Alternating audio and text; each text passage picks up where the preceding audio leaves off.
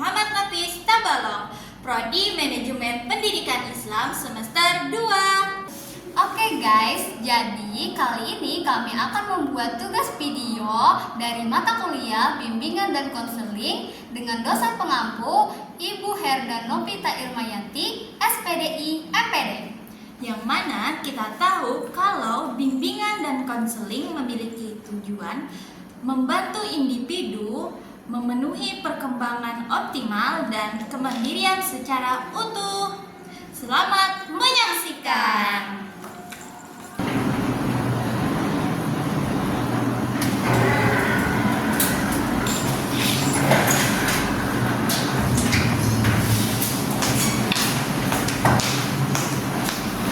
Selamat siang Kak. Selamat siang juga. Salam duduk. Terima kasih banyak Kak sudah mau menemui saya. Iya. Oke. Saya mau tanya dulu nih. Apa kamu Najwa ya? Iya betul Kak. Oke. Bagaimana kabar kamu hari ini? Ya begitu Kak, kurang baik. Kurang baik. Saya mengerti. Kamu terlihat sedikit tidak bersemangat. Bisakah kamu menceritakan apa yang membuat kamu merasa seperti itu? Agak sulit sih kalau untuk diceritakan. Permasalahan yang saya alami akhir-akhir itu berkaitan dengan permasalahan di sekolah dan juga permasalahan di rumah. Kalau permasalahan di sekolah itu seperti banyaknya tugas Kak. Jadi setiap hari itu ada tugas yang menyebabkan saya itu yang membuat saya tertekan, dan yang lainnya juga saya terkadang merasa minder ya, atau kurang percaya diri. Lalu juga saya merasa saya itu mungkin ketakutan terhadap banyak orang gitu loh Kak. Nah, kalau untuk permasalahan di rumah itu ada sedikit permasalahan Kak yang menyebabkan saya ini jadi terpuruk atau sedih, merasa sedih gitu. Oke. Terima kasih ya sebelumnya karena sudah mau berbagi cerita. Jadi ada beberapa hal yang kamu rasakan ya, seperti tekanan karena banyak tugas atau kurang percaya diri tadi, ketakutan berlebih pada orang lain, dan sedikit masalah keluarga atau internal. Jadi mari kita coba bahas satu persatu ya. Bisakah kamu mulai dari mana yang menurut kamu permasalahan tadi itu paling berat? Mungkin permasalahan tentang tugas sekolah Kak, yang dimana dengan banyaknya tugas itu saya jadi merasa tertekan Kak. Merasa tertekan dan kewalahan? Iya. Oke. Bisakah kamu ceritakan lebih detail lagi tugas mata pelajaran apa yang membuat kamu merasa tertekan? Sebenarnya tugas itu tidak hanya satu atau dua pelajaran saja Kak, tapi hampir semua mata pelajaran itu selalu ada tugas. Nah, tugas ini karena kebanyakan tugas ini saya jadi merasa kelelahan dan merasa tidak ada waktu untuk mengerjakannya. Oke, saya bisa merasakan bagaimana rasanya ya. Kamu merasa terbebani akan banyaknya tugas tadi. Lalu kamu juga bisa menyebutkan tentang kekurangan atau kurang percaya diri dengan teman-teman kamu. Apa yang membuat kamu merasa insecure dengan teman-teman kamu? Kurang percaya diri itu saya rasakan ketika saya bersama dengan teman-teman saya. Jadi ketika bersama teman-teman saya itu saya merasa mereka itu lebih pintar atau merasa mereka itu lebih hebat dari saya. Dan terkadang juga saya merasa takut ketika berpendapat atau semacam berpendapat seperti itu, karena takut di pendapat saya itu salah atau malah ditertawakan oleh mereka seperti itu. Jadi kamu merasa kamu ada perbedaan dengan teman-teman kamu yang membuat diri kamu ini merasa kurang percaya diri dan takut untuk berekspektasi atau berekspresi. Oke. kamu juga mengatakan ada ketakutan berlebih terhadap banyak orang. Kapan biasanya kamu merasa ketakutan seperti itu? Saya merasa takut itu kalau lagi di tempat ramai, Kak. Contohnya itu kayak di kantin atau ketika saya lagi presentasi di depan kelas gitu kan, presentasi gitu. Rasanya itu seperti kayak jantung saya tuh kayak berdebar banget, terus tangan saya jadi kayak berkeringatan yang berlebih gitu, kayak merasa cemas dan lain-lain. Dan rasanya itu saya ingin cepat-cepat menjauh dari tempat itu atau ingin cepat selesai presentasinya. Oke, ini terdengar sangat tidak nyaman ya. Jadi keramaian yang membuat kamu merasa sangat cemas. Nah, terakhir nih, kamu juga menyebutkan tadi ada sedikit masalah keluarga.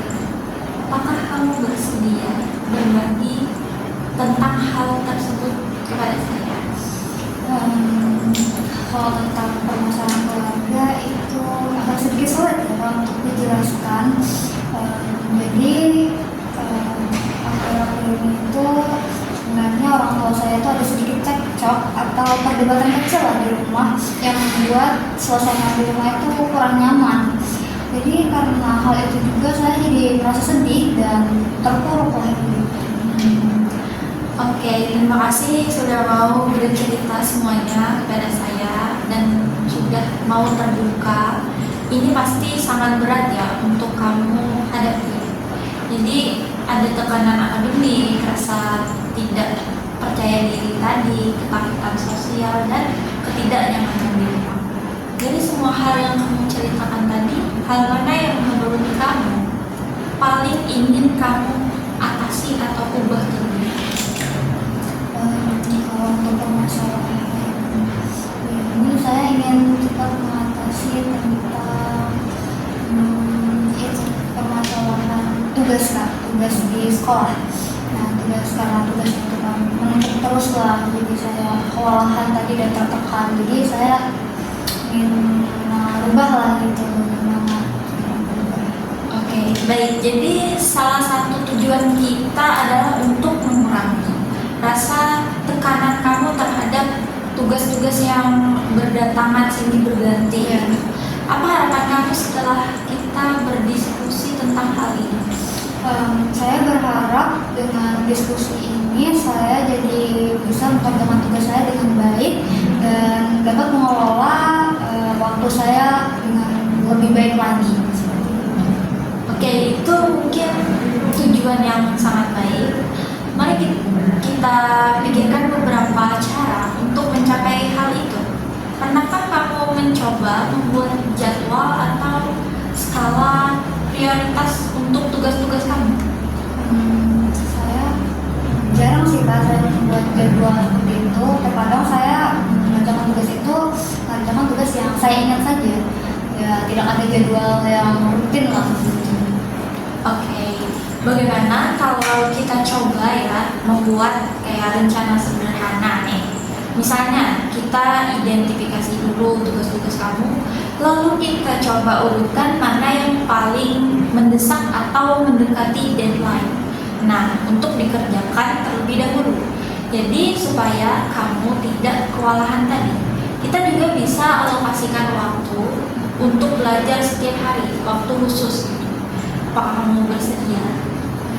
Iya Pak, saya bersedia untuk mencoba yang seperti Bapak bilang tadi. Oke. Selain itu, untuk rasa kurang percaya diri kamu tadi, pernahkah kamu mencoba mencari sisi positif yang ada di dalam diri kamu atau mengingat kembali misalnya hal-hal yang pernah kamu raih atau berhasil kamu lakukan sebelumnya?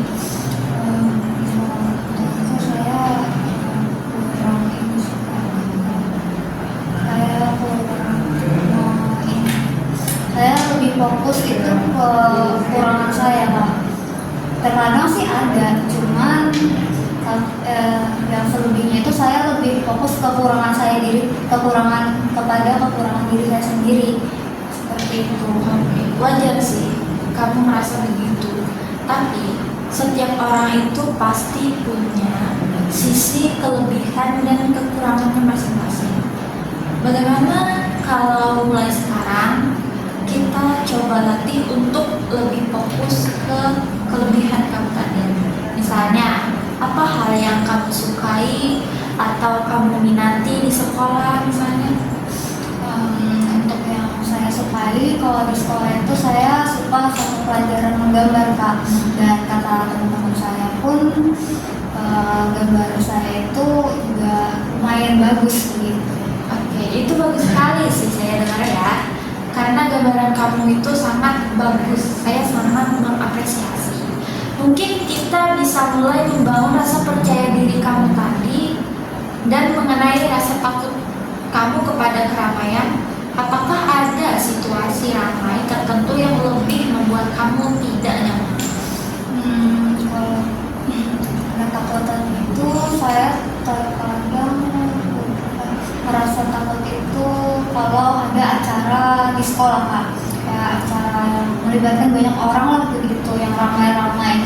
Rasanya itu saya kayak memiliki rasa kayak makin takut gitu. Kalau banyak orang, melihat banyak orang saja saya sudah takut banget gitu. Jadi itu membuat saya cemas dan kayak tidak karuan gitu lah. Kayak rasanya mau segera berakhir gitu Iya. ya acara seperti itu.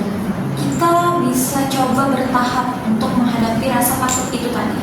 Mungkin dimulai dari tempat yang tidak terlalu ramai, lalu perlahan kamu bisa mencoba ke tempat yang lebih ramai jika kamu merasa siap.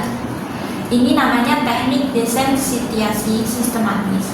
Tapi jika kita itu tidak perlu terburu-buru.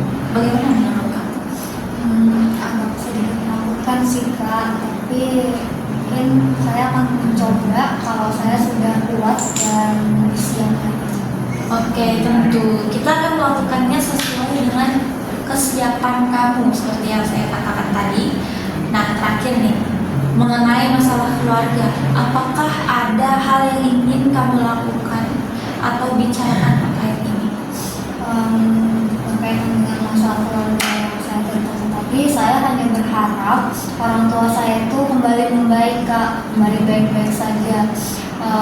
Kalau mereka bertengkar terus saya jadi merasa sedih gitu dan merasa tertekan lagi juga terus-terusan. Saya mengerti perasaan kamu. Sayangnya kita tidak bisa mengontrol nih setiap tindakan orang lain yang datang atau kita lihat. Tapi kita bisa belajar bagaimana cara merespon situasi tersebut agar tujuannya itu tidak terlalu membebani diri kita sendiri. Mungkin kita bisa diskusikan lebih lanjut ya di sesi berikutnya. Nah, saya mau tanya nih, bagaimana perasaan kamu setelah kita berdiskusi panjang hari ini? Apakah ada hal yang lebih jelas atau masalah-masalah tadi terasa lebih ringan aja gitu?